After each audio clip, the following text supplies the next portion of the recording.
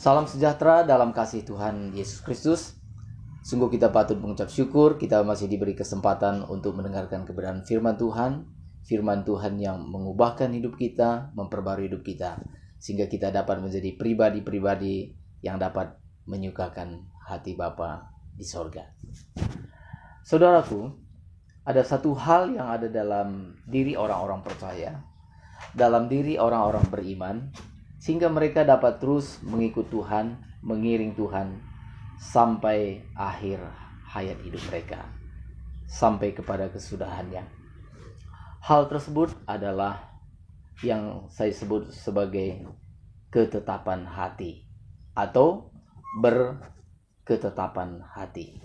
Nah saudara, hal inilah misalnya yang terlihat dalam contohnya misalnya di dalam Daniel, yang tertulis dalam seluruh kitab Daniel, dan khususnya dalam Daniel pasal 1 ayat 8, di mana di sana dikatakan bahwa Daniel berketetapan untuk tidak menajiskan dirinya dengan santapan raja dan juga dengan anggur yang biasa diminum oleh raja.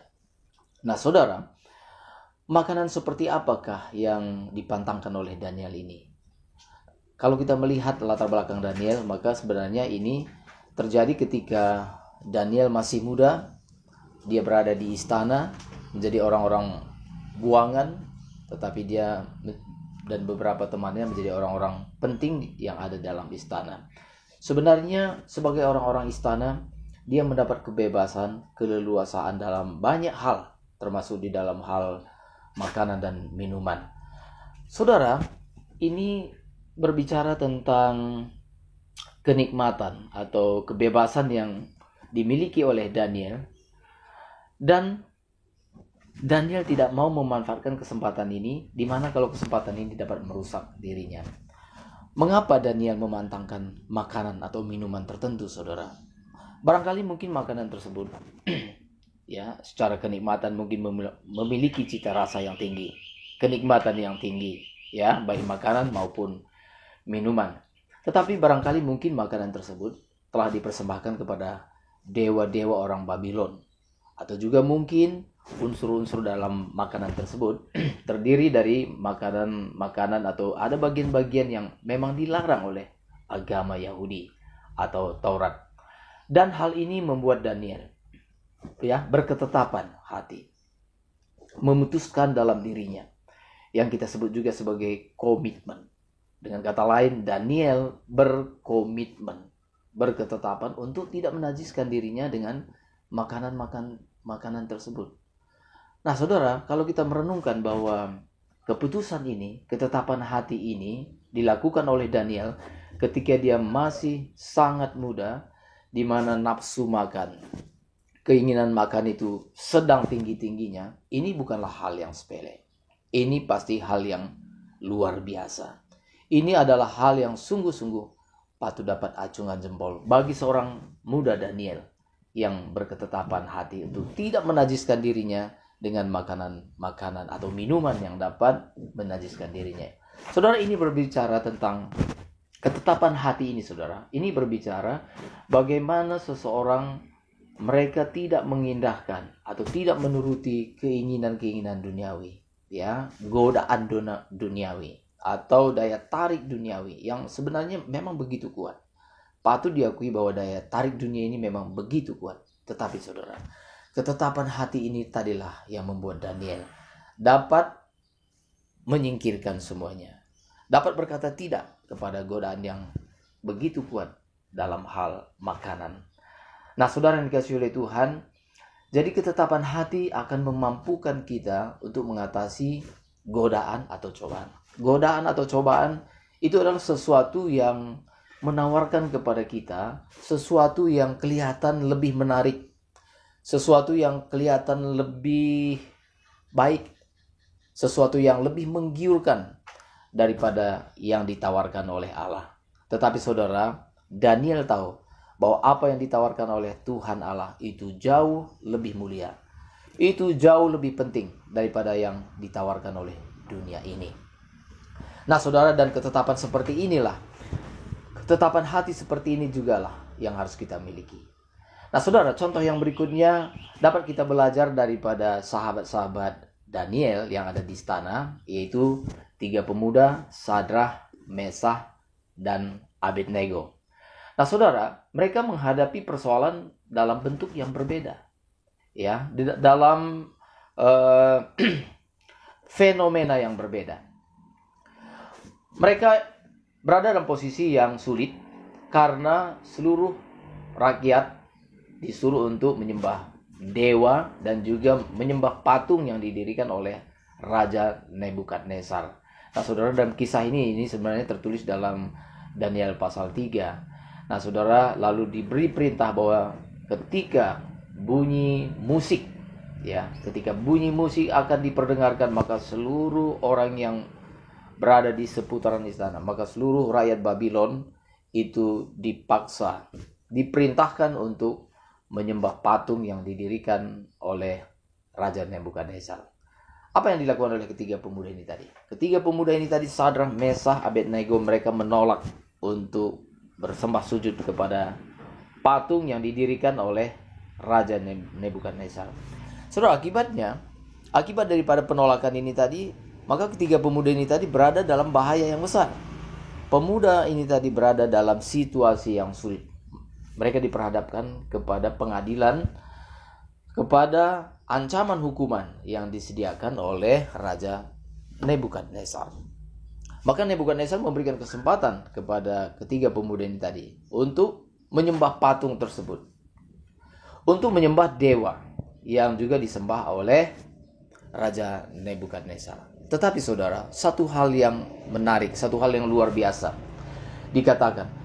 Kalau kita baca dalam Daniel pasal 3 ayat 17 dan 18, di mana ketiga pemuda ini tadi memberikan respon yang luar biasa. Mereka berkata bahwa apabila Allah yang kami sembah itu sanggup melepaskan kami dari perapian yang menyala-nyala itu, maka Tuhan juga akan melepaskan kami.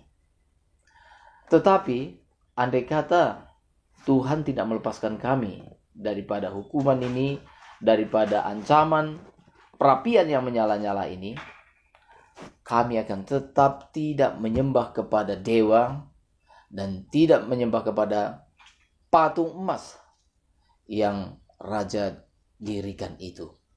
Nah, saudara, maka ancaman yang disodorkan kepada mereka, ancaman yang diberikan kepada tiga pemuda ini tadi, kalau tidak menyembah patung, mereka akan dicampakkan ke dalam perapian yang menyala-nyala. Tidak membuat iman mereka surut, tidak membuat hati mereka berubah setia kepada Tuhan. Ini adalah satu ketetapan hati yang luar biasa, saudara. Ketetapan hati yang luar biasa. Kalau kita melihat bahwa yang dihadapi oleh Daniel itu berupa godaan atau sesuatu yang menggiurkan, sekarang yang dihadapi oleh ketiga pemuda ini bukan sesuatu yang menggiurkan. Ini lebih berat lagi, saudara, atau tidak kalah beratnya, karena ini menyangkut keselamatan jiwa mereka. Sebab kalau mereka menolak untuk menyembah kepada patung, mereka dicampakkan kepada perapian yang menyala-nyala. Ini bukan tantangan yang mudah, saudara. Ini bukanlah ancaman yang main-main. Ini ancaman yang serius. Nah, saudara, terhadap ancaman yang serius ini, saudara, inilah respon mereka. Bahwa ketiga pemuda ini mengetahui, kalau Tuhan dapat menolong kami, Dia akan menolong kami. Kalau Tuhan dapat melepaskan kami, Dia akan melepaskan kami. Tetapi andai kata pun Tuhan tidak melepaskan kami, kami sekali-sekali tidak akan menyembah kepada dewa-dewa, kepada patung yang Tuhanku dirikan. Demikian mereka berkata kepada Raja Nebukadnezar. Saudara, ini adalah sesuatu ketetapan hati yang luar biasa, yang sungguh patut kita, yang seharusnya kita teladani, saudara. Iman kita pada hari-hari ini, saudara, sungguh telah banyak bergeser. Banyak orang Kristen hari-hari ini berkata, saya akan mengikut Tuhan jika Tuhan menolong saya. Jika saya melihat mujizat daripada Tuhan, jika saya melihat pertolongan daripada Tuhan, jika Tuhan menolong saya, baru saya setia kepada Tuhan. Barulah saya akan ikut Tuhan. Saudara, sangat berbeda dengan ketiga pemuda ini tadi. Ketiga pemuda ini tadi Mereka tidak mengharapkan mujizat terjadi dalam hidup mereka. Mereka tidak menuntut mujizat terjadi dalam hidup mereka. Mereka sudah siap.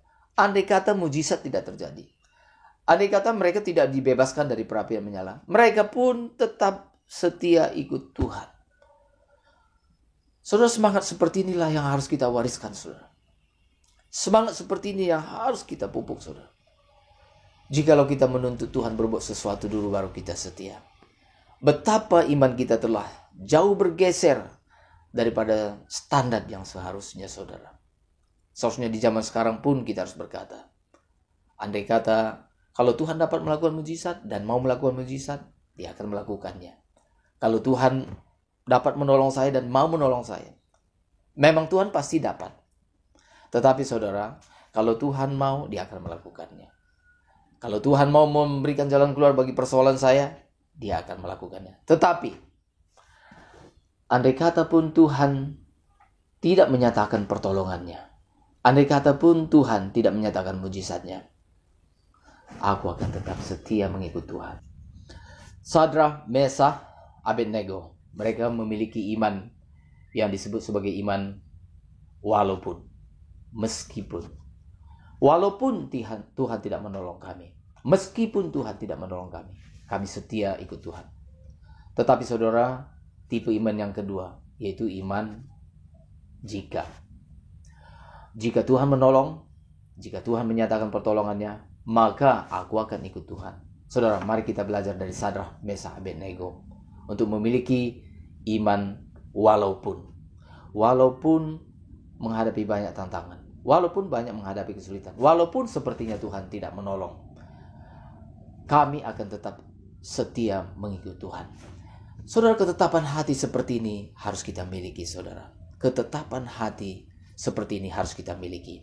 Ketetapan hati untuk tidak jatuh dalam godaan.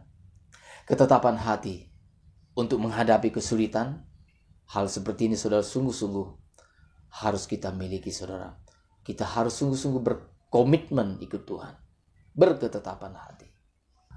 Saudara, dalam dunia olahraga atau atletik, pernah terjadi satu peristiwa yang fenomenal dan heroik. Peristiwa ini terjadi di tahun 1968 di Meksiko ketika diselenggarakan Olimpiade Maraton 42,195 km. Saudara, ada seorang peserta yang bernama Stephen Akhwari dari negara Tanzania. Negara Tanzania adalah satu negara yang berlimpah dengan cahaya atau sinar matahari. Nah, di sanalah Stephen Akhwari dilahirkan dan dibesarkan. Apa yang menarik dari Stephen Akhwari ini, saudara? Yang menarik dari Stephen Akhwari bukan karena dia menjadi peraih medali. Bukan karena dia juara 1, 2, 3. Tetapi saudara, justru Stephen Akhwari adalah juara terakhir atau peserta yang paling akhir yang tiba di garis finish. Nah, saudara, ketika perlombaan ini diselenggarakan, maka sama seperti pelari lain, Stephen Akhwari ada dalam arena perlombaan.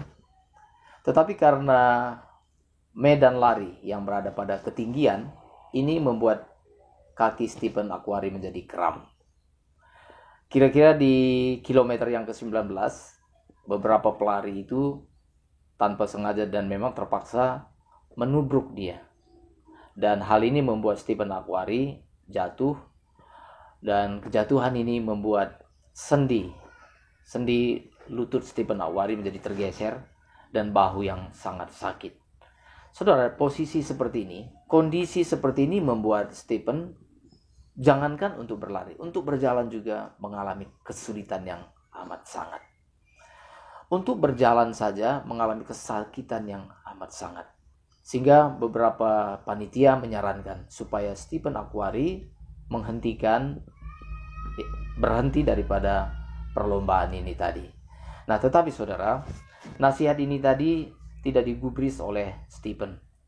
Dia terus mengikuti perlombaan ini tadi dengan kaki yang dibebat oleh kain. Dia mengikuti perlombaan ini tadi, saudara. Dalam perlombaan ini tadi, yang memenangkan lomba ini adalah dari pelari dari Ethiopia yang bernama Mamo Waldo dalam waktu 2 jam 20 menit 26 detik. Sedangkan Stephen Akhwari, dia menyelesaikan perlombaan itu dalam waktu 3 jam 25 menit 27 detik. Stephen Akhwari tiba di garis finish justru pada saat pembagian medali kepada para juara. Disitulah Stephen Akhwari menyelesaikan perlombaannya, saudara. Kehadiran Stephen Akhwari di garis finish ini menyita perhatian televisi. Ketika ditanya, mengapa Stephen Akhwari bersikeras, ngotot untuk tetap mengikuti perlombaan ini tadi, padahal kondisinya sangat tidak memungkinkan. Dia berada dalam kondisi yang sangat tidak memungkinkan untuk mengikuti perlombaan ini tadi. Jawaban daripada Stephen Akhwari. Stephen Akhwari mengatakan bahwa negara saya, Tanzania, tidak mengirim saya untuk terbang 10.000 mil jauhnya ke tempat ini hanya untuk memulai sebuah perlombaan, hanya untuk mengikuti start lomba. Tetapi tugas saya adalah menyelesaikan perlombaan. Saudara yang dikasihi oleh Tuhan, luar biasa semangat, spirit yang dimiliki oleh Stephen Akhwari. Dia betul-betul menyadari akan tanggung jawabnya bagi negaranya yang telah mengutus dia. Bahwa dia diutus yang telah terbang 10.000 mil jauhnya ke Meksiko bukan sekedar untuk memulai perlombaan, sesudah itu selesai. Bukan sekedar untuk mengikuti startnya saja, tetapi tidak sampai kepada garis finish. Saudara, betapa Stephen Akhwari menyadari bahwa dia begitu bertanggung jawab bagi negaranya. Saudara, sadarkah kita bahwa sebenarnya kerajaan Allah juga telah mengutus kita untuk mengikuti sebuah perlombaan yang diwajibkan bagi kita. Saudara, perlombaan yang diwajibkan bagi kita ini perlombaan yang berasal dari Tuhan Allah. Saya ingin mengatakan bahwa sebenarnya ada 2 macam perlombaan. Ada perlombaan yang diwajibkan dan ada perlombaan yang tidak diwajibkan.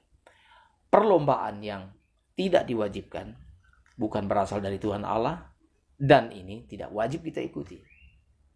Perlombaan yang kedua adalah perlombaan yang diwajibkan. Ini berasal dari Tuhan Allah dan kita harus mengikutinya sampai kepada garis akhir dengan baik.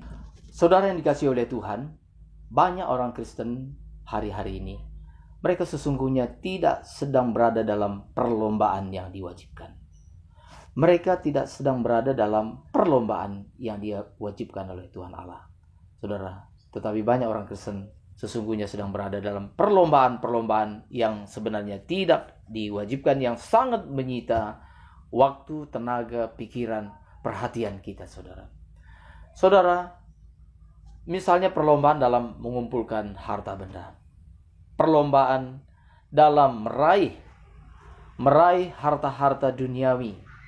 Demikian juga saudara, yang hal-hal yang dianggap sebagai memberi martabat, pangkat, kedudukan, gelar, dan sebagainya, dan sebagainya. Sesungguhnya banyak orang Kristen sedang sibuk dalam perlombaan ini, saudara. Dan ini sangat menyita waktu mereka, sehingga mereka lupa untuk mengikuti perlombaan yang diwajibkan. Saya tidak mengatakan bahwa orang Kristen tidak boleh memiliki harta. Saya tidak mengatakan bahwa orang Kristen tidak boleh memiliki gelar yang tinggi. Saya juga tidak mengatakan bahwa orang Kristen tidak boleh memiliki pangkat, kedudukan, dan gelar. Tetapi saudara, jangan hendaknya tenaga pikiran kita tersita untuk perkara-perkara yang tidak diwajibkan kepada kita, sehingga kita lupa kepada perlombaan yang diwajibkan bagi kita. Apa yang dimaksud dengan perlombaan yang diwajibkan? Perlombaan seperti apakah yang diwajibkan kepada kita? Maka dalam Ibrani pasal 12 ayat 1 dan seterusnya, saudara, ini berbicara tentang perlombaan yang diwajibkan kepada kita, yaitu perlombaan dalam menanggalkan dosa-dosa kita. Itu adalah perlombaan bagaimana kita menanggalkan kodrat dosa, bagaimana kita menanggalkan sifat dosa dalam diri kita, berjuang menanggalkan sifat dosa ini tadi, sehingga hidup kita semakin hari semakin diperbaharui, semakin sempurna, semakin serupa dengan Tuhan Yesus Kristus.